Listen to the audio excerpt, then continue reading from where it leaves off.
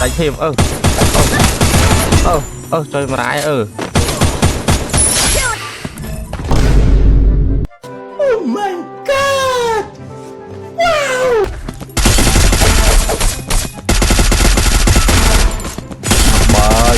Bơi nó chơi máy anh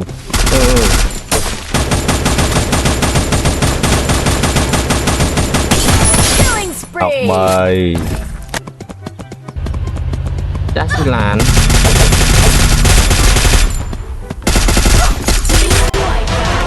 đại thiền làm muốn nói nọc mùi Quadra kill.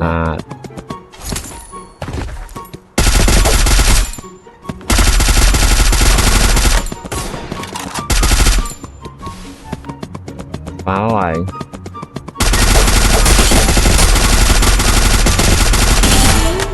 tại khi mua rồi đưa rồi chơi rồi nào mua tiền tao nãy mày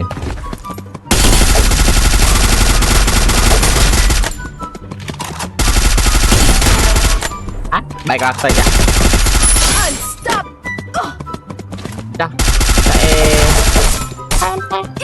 đây là ôi bạn chưa nói đã đỏ tuổi nào ngồi tiệt bánh áo này gặp nó một ở sách mó này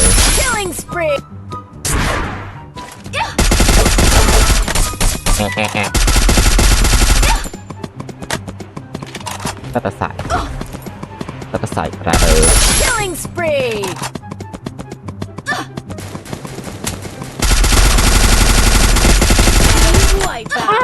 đại chim